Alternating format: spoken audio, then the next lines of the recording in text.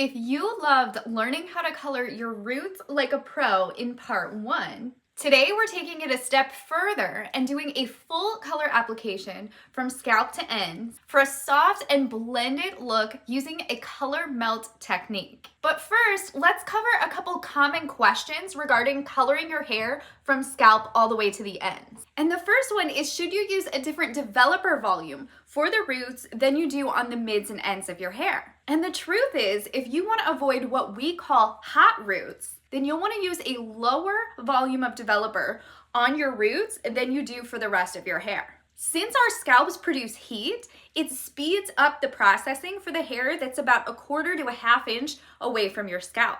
So if you use the same developer all over, you can end up with your roots being a little bit lighter or brighter than the rest of your hair. Now, if you're going darker, I normally suggest using a 5 volume developer all the way from roots to ends. 10 volume could be a little bit too strong and can lighten the roots a little bit, especially if you have really fine hair. Now, if you're covering gray or you're going lighter, you will likely want to use a lower volume on your roots and a higher volume on your mids and your ends. And this will help you avoid getting that hot root look where your roots are too light and the ends are darker. Okay, the next common question that I get is, should your hair be wet or dry when you're applying the color? And again, this depends on your situation. If you want full or maximum coverage, then you will likely want to apply the color to dry hair. This will give you the strongest deposit for deep saturation, coverage, and the darkest color possible for the formula that you're using. This is best if you're darkening hair that you know is likely going to fade quickly, like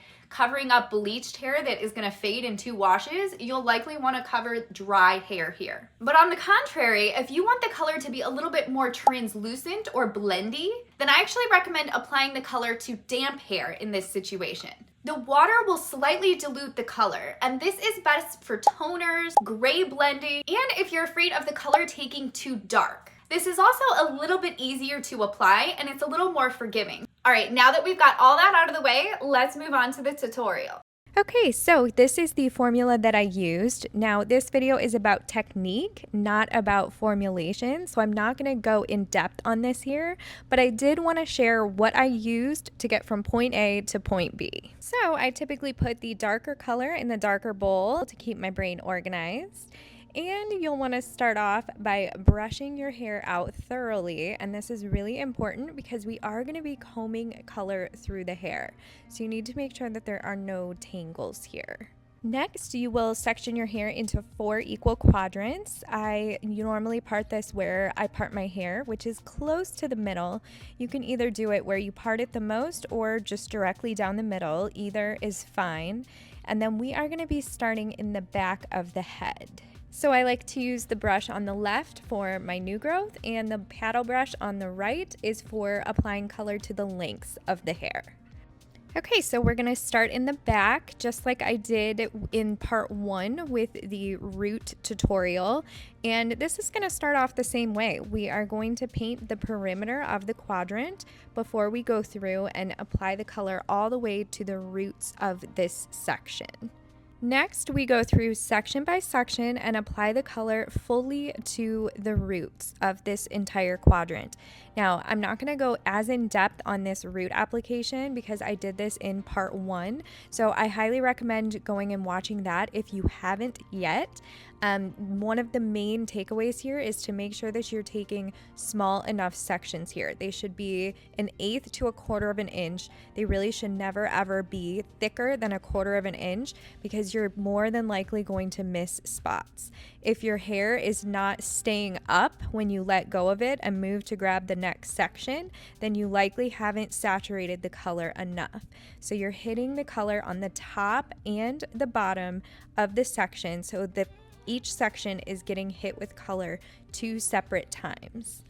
Okay, now that we've got the roots applied to this entire quadrant, we're going to go through and pull the color through to the ends before moving on to the next quadrant. Now, I want to pull that same root color down a little bit further to blend that line. So I apply the color where I want it Then I comb it through and I alternate between using the comb and my fingers to pull that color to blend that line from where my natural roots are to where the blonde hair is before moving on to this next color. Now, I am going to do the same thing section by section. If you are doing multiple colors, you can alternate. So maybe you do the first section dark, the next section light. You can really customize this here. For me, I am doing the same thing all over. I'm really just doing like a blended root where I have a darker root where it kind of blends to a lighter color for my mids and ends. But this technique is so customizable where you can do one solid color, you could do two colors, or you could do three colors where you had a mid color and then a lighter color on your ends. Now, I would like to point out the size of my sections here. If you can see, they are a little bit bigger. They're a little bit wider than the root sections, and that's okay. You can use sections up to an inch thick here, but it does depend on the thickness of your hair. If your hair is really thin and fine, you can take bigger sections. If you have really thick hair, you might still have to take smaller sections here so that you're getting proper saturation. Now, the saturation is probably the most important thing here. You really need to make sure that you're getting good saturation so that you don't wind up with missed spots, uneven pieces, any splotchy marks. Now, you're gonna get proper saturation by painting the color on, combing it through, using your fingers and the comb alternatively. So going back and forth, fingers, comb, just like I did. And then I'm also combing those pieces into the previously colored hair. Now, if you had two different color panels that you were doing, you just want to make sure that you're combing them into the same colored panels and you're not combining them. Now, if you're having a hard time combing the color through and your hair is snagging and it's getting tangled, then I recommend taking the comb through the hair before you pull the color all the way through. So after you've got it applied at the roots, take the comb through a few times just to make sure that there are no tangles, then apply the color, comb it through again. And another thing that I find is sometimes if the hair isn't fully saturated, it may tangle easier. So if you find that the comb is not going through super easily, apply a little more color, pull it through with your fingers, then try it again with a comb.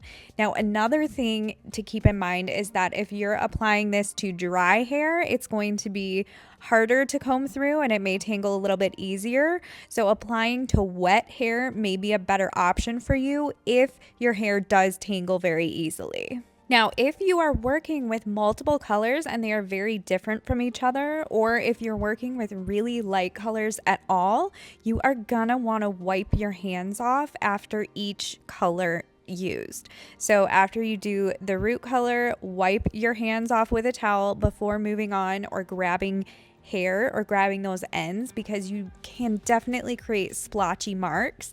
Now, for me here, my two colors are very, very similar. I'm just using one that's slightly darker than the other, and I'm really blending them together. So I am not wiping my hands off in between each color here, because for me, it's just gonna help blend them together. But in some instances, this is actually very important. If you have like extremely light ends and an extremely dark root, then you're definitely gonna want to wash your hands off before moving on to those ends. Now I'm going to skip past this quadrant because it is the exact same thing as the other back quadrant. And really, the front is essentially the same thing as the back. You can do something a little bit different if you want in the front by your face for a money piece effect. I already have that underneath with the blonde being brought up. So I'm really just going to do the same thing because it's going to show through anyways.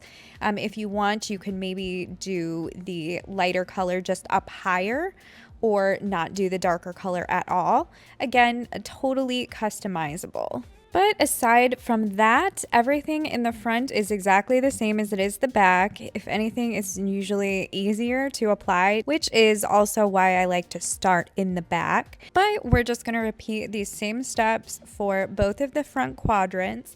Then I like to comb it all through all of the quadrants, make sure everything is saturated, look in the mirror, make sure I don't see any missed spots. And if I have any extra color, I'll sometimes just kind of squish it in there. Again, if you are doing all the same color, just to use up any extra color and make sure that everything is saturated.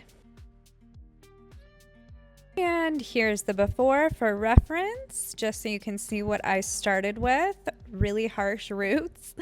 And here is the after. So a really nice blended, natural looking dark blonde color. And this will fade up nicely. It'll give me a good base that I can go and add some highlights in the springtime once it warms up a little bit. Leave me your questions in the comments and subscribe to make every day a good hair day.